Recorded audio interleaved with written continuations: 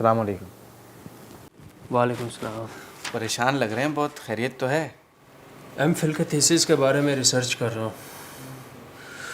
बड़ा मुश्किल टॉपिक है और मैंने वैसे भी कभी इतना काम नहीं किया। किस चीज़ पर कर रहे हैं? असल में इंसानी दिमाग के बारे में है तो ये बहुत ज़्यादा मुश्किल टॉपिक है, तो मैं सोच रहा हूँ कि इसके बारे में कुछ नया लिखूँ। कुछ मिला नहीं मिला अभी तक? बस लगे हुए कोशिश में, नतीजा इंशाल्लाह निकल ही आएगा 2-4 दिन में।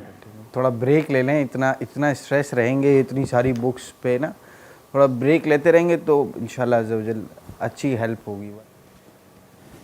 फजल भाई,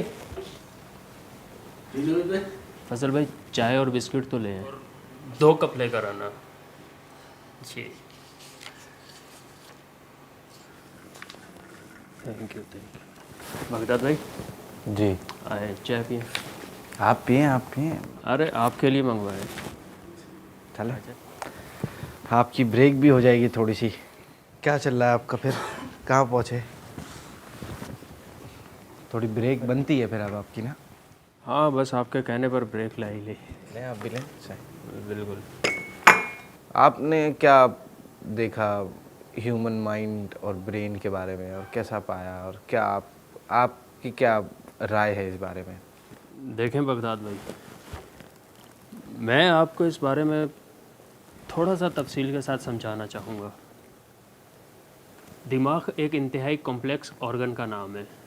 इंसानी दिमाग 1000 खरब बाइट्स इंफॉर्मेशन को महफूज कर सकता है, जिसके मुकाबले में आजकल ये कंप्यूटर्स की मेमोरी कोई वैल्यू नहीं रखती। और न्यूरो साइंसदानों के मुताबिक इंसानी दिमाग की ताकत इससे 10 गुना ज़्यादा है। आपकी बात से ही मेरे दिमाग में एक बात आ रही है।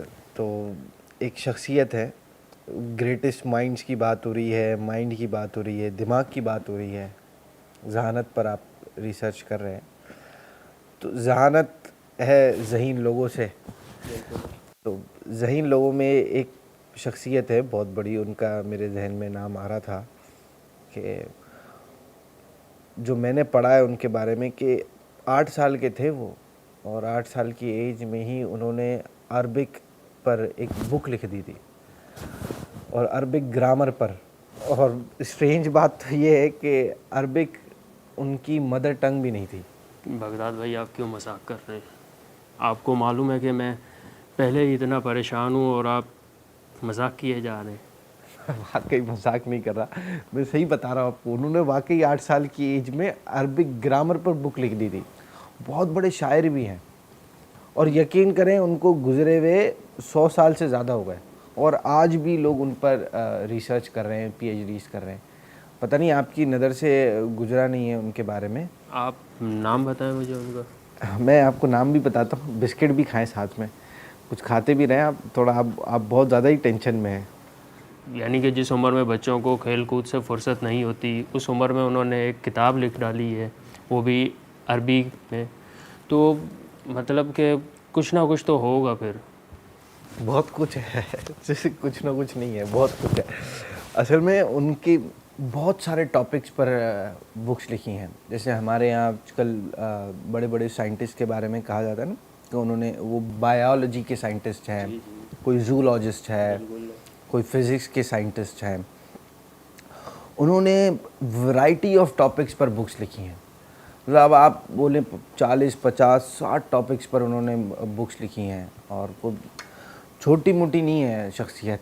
फ़िज़िक्स पर और बायोलॉजी पर और इन डिफरेंट टॉपिक्स पर जो बुक्स लिखी हैं, मैं आपको इंशाल्लाह रेकमेंड करता हूँ। आपको व्हाट्सएप भी कर देता हूँ इंशाल्लाह मैं, तो आप देख लीजिएगा। अच्छा, ख़ास बात उनकी ये भी है कि वो दीनदार भी थे, दीनी किताबें भी बड़ी लिखी हैं, बहुत बड़े मुफ्ती भी थे, और साथ में इन सारे टॉपिक्स को भी बहुत अच्छी तरह उन्होंने कवर किया है। और उन पर भी जो भी मतलब उनका ये था, माशाल्लाह, he was a gifted personality. उनको अपना बगदाद भाई सस्पेंस पर सस्पेंस डाली जा रहे हैं, और आपको पता नहीं है कि मैं यानी कि कितना ज़्यादा बेचैन हो रहा हूँ उनका नाम जानने के लिए। जी जी बता रहा हूँ, चाय पिए, चाय पिए, मसला नहीं है, बता रहा हूँ, टेंशन नहीं लें।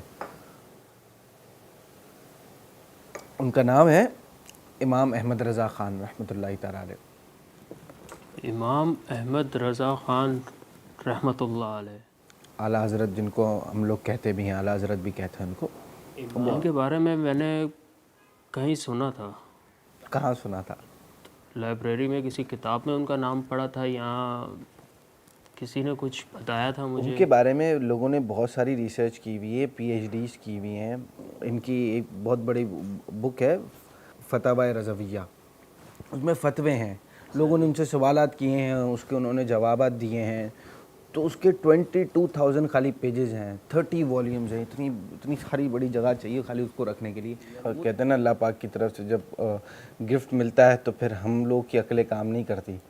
मैं ज़रूर इनको अपने मज़मून में शामिल करना चाहूँगा और इनके बारे में तफसील से लिखना चाहूँगा। आपका बहुत ज़्यादा शुक्रिया, आपने मेरी मुश्किल को आसान किया। अल्लाह पाक आपको इसका अजर दे। चलें, आप अपना कंटिन्यू करें।